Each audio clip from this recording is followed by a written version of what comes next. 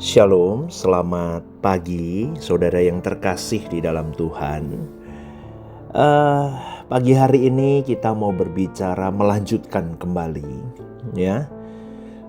Bagaimana kemarin 2 hari yang lalu saya berbicara tentang bagaimana generasi ini kembali untuk memiliki respectfully kepada gembala, hamba-hamba Tuhan, para pembicara firman, pemberita firman, siapapun yang diberi otoritas oleh Tuhan untuk memberitakan firman dan menggembalakan umat. Dan kemarin saya berbicara tentang bagaimana seseorang bisa memiliki roh yang bukan yatim piatu karena memiliki hubungan antara fathering dan sonship, bapa rohani dan anak rohani. Dan itu sangat dibutuhkan dan sangat perlu dan urgent di zaman ini. Hari ini saya mau berbicara kenapa orang harus tertanam di gereja lokal. Kenapa orang harus punya gereja lokalnya sendiri. Saudaraku, saya mau kasih satu clue kalimat begini. Jadilah orang Kristen, jadilah orang percaya yang tertanam, bukan hanya singgah. Karena hidup orang percaya itu ditentukan dari gereja lokal yang dia tertanam di dalamnya. Mazmur 92 ayat 14 berkata, orang-orang yang ditanam di bait Tuhan akan bertunas di pelataran Allah kita. Kalau kita lihat fenomena di zaman ini, saudaraku, zaman modern, teknologi begitu dahsyat, AI semuanya, kita bisa melihat di momen bertepatan ini kita bisa lihat live tentang gereja A, gereja B, gereja di ujung dunia. Kita bisa semuanya. Maka banyak orang hari ini, orang Kristen datang ke gereja pun tidak tertanam. Mereka hanya singgah. Datang saat butuh, pindah saat tidak nyaman, aktif saat diberkati, menghilang saat ditegur. Itu fenomena hari ini. Saya ulang ya. Datang saat butuh, pindah saat tidak nyaman, aktif saat diberkati, menghilang saat ditegur. Itu fenomena orang percaya hari ini. Dan ini hampir di seluruh dunia, saudaraku. Ini yang dialami di dalam kekristenan hari ini. Saya teringat dengan satu quotes yang berkata begini, keselamatan itu bukan sekedar status, melainkan proses untuk menjadi serupa dengan Kristus. Dan proses itu tidak mungkin terjadi tanpa konteks, saudaraku. Artinya apa? Proses itu tidak mungkin terjadi tanpa Anda memiliki gereja lokal dan tertanam di dalamnya. Allah tidak memanggil kita untuk hidup sendiri. Alkitab tidak pernah mengenal iman yang individualistis. Kisah para Rasul 2 ayat 42 berkata, mereka bertekun di dalam pengajaran rasul-rasul dan dalam persekutuan. Maka dari itu saya mau ingatkan bahwa tertanam di sebuah gereja lokal adalah kehendak Allah. Dan tertanam itu adalah maunya Tuhan, bukan opsi pilihan atas manusia. Iman Kristen sejati selalu memiliki dimensi komunitas dan pembapaan rohani. Maka kekristenan tanpa gereja lokal sama dengan iman tanpa proses pembentukan. Ingat ya saudaraku, saya katakan ini, saya rindu kepada kita semua untuk kita bisa bertumbuh dengan sehat. Bertumbuh subur, berbuah lebat. Anda dirawat, Anda dijaga, Anda dipupuk di situ. Anda benar-benar dipikirkan bagaimana membuat kalian bisa berbuah. Artinya berbuah seperti apa? Berbuah seperti Yesus. Maka Allah mengingatkan kepada kita semua bahwa Allah tidak memanggil dirimu dan diriku untuk hidup sendiri. Tetapi kita dipanggil untuk bersama, bersekutu, saling menguatkan, saling menopang. Disitulah dibutuhkan sebuah wadah itulah gereja lokal yang harus Anda miliki. Mazmur 92:14 memberikan satu insight bahwa bertumbuh hanya bagi yang ditanam. Jadi perhatikan, ayat ini tidak berkata orang yang cuma datang sekali atau orang yang hanya menonton ibadah itu bisa bertumbuh. Tidak. Tetapi yang ditanam baru bisa bertumbuh. Tertanam itu berbicara tentang seseorang yang memiliki komitmen tinggi, kesetiaan tinggi, kesediaan untuk dibentuk, punya relasi jangka panjang. Aku siap, itu yang artinya tertanam, saudaraku. Komit, oke, ini gereja lokalku, ini rumahku, tempat di mana aku menundukkan diri di dalam otoritas rohani dengan Bapa rohaniku. Aku siap memiliki Bapa rohani, Bapa spiritualku untuk aku dididik, ditegur, di-shaping. Aku mau buka hatiku, rendahkan diriku untuk aku terus ditenun dan dibentuk di dalam proses panjang ini. Dan dibutuhkan kesetiaan di dalamnya. Amin, saudaraku. Ya, maka sekali lagi saudaraku, gereja lokal adalah tempat pembentukan karakter. Bukan panggung bakat yang hanya untuk show up seberapa hebat kita. Karena Tuhan memakai gereja untuk menghancurkan kedagingan kita. Di dalam perspektif suara kebenaran dikatakan Tuhan tidak terutama sibuk membuat kita berhasil, tetapi membuat kita menjadi benar dan tepat presisi di mata Allah. Dan kebenaran karakter tidak dibentuk dari zona nyaman, tetapi dibentuk dari relasi. Manusia menajamkan manusia. Dari relasi itu ada perbedaan. Disitulah ditajamkan dan dibentuk karakter Kristus di dalamnya. Dan di dalam relasi itu ada perbedaan, dan di dalamnya ada ketaatan atau tidak terlihat di situ kepada otoritas rohani. Hari ini orang Kristen, orang percaya, gak mau sulit. Kalau terbentur dia pindah gereja. Betul. Kalau terbentur dia pindah gereja. Saat dia tidak nyaman dia move dari gereja itu. Maka gak pernah dewasa ini. Gak pernah apa? Ditajamkan. Gak pernah berbuah akhirnya. Kenapa? Karena setiap kali gesekan dia pindah. Setiap kali gesekan dia keluar dari gereja ini. Saya kadang sampai berpikir, kenapa generasi ini begini? Padahal Tuhan sendiri mengajarkan untuk kita, Tuhan memakai wadah gereja lokal ini untuk saling menghancurkan kedagingan dan hawa nafsu kita. Maka milikilah ketaatan terhadap otoritas rohani yang ada di atasmu. Taatilah pemimpin-pemimpinmu dan tunduklah kepada mereka. Karena Tuhan akan bekerja melalui bapak-bapak rohanimu untuk shaping hidupmu, untuk membentuk karakter Kristus di dalam perbedaan relasi yang mungkin bergesekan satu dengan yang lain. Karena gereja lokal itu alat Tuhan untuk mematikan ego kita yang akan makin hari kalau tidak kita matikan akan menguasai hidup kita. Dan kita tidak akan pernah tampil seperti Kristus, saudaraku.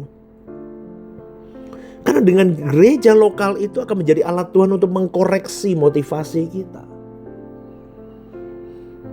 Betul, saudaraku, itu akan membentuk kerendahan hatimu dan hatiku. Bertemu dengan A, B, C, D dengan segala kepentingan yang liar sebetulnya.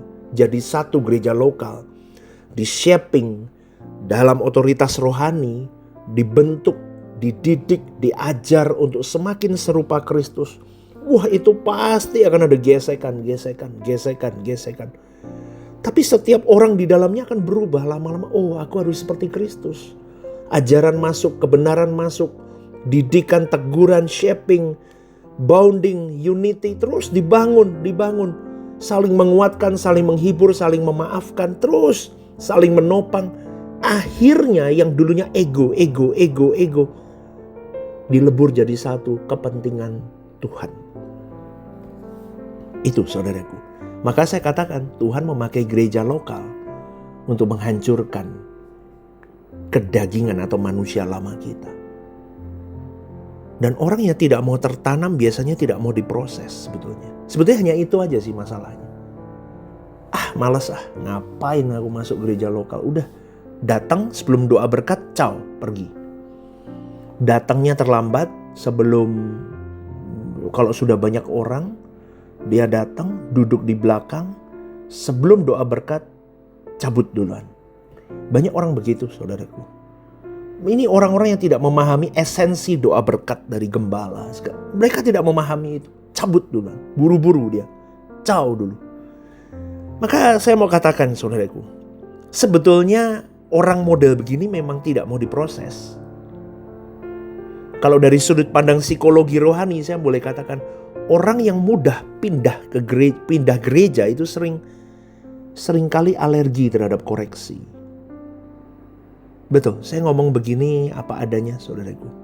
Dia dikritik dikit dia marah, dia nggak mau pindah. Ciao, dia pindah. Atau dia trauma dengan otoritas yang ada di atasnya. Dan kemungkinan besar egonya yang masih tinggi. Dia mau diterima tapi tidak mau berubah. Ingin diterima tanpa diubah. Dan orang-orang model begini pasti akan mudah moving. Pindah gereja. Saya ngomong begini, saudaraku, supaya kita semua jadi Kristen-Kristen yang benar. Saya nggak ada untungnya ngomong begini. Betul, tapi saya mau ajarkan kepada setiap pendengar renungan The Message untuk benar-benar benar hidupmu. Karena kalau kamu tidak mau diatur, kamu sedang menolak pemerintahan Allah atas hidupmu. Dengarkan ini baik-baik. Karena kamu tidak mau diproses.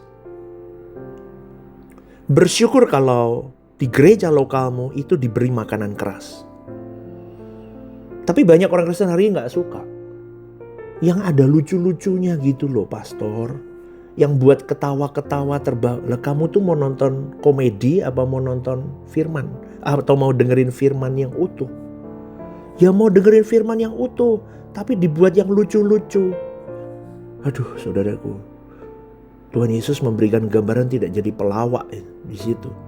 Wah, mungkin saya ngomong begini banyak yang kontroversi. Oh, nggak bisa dong.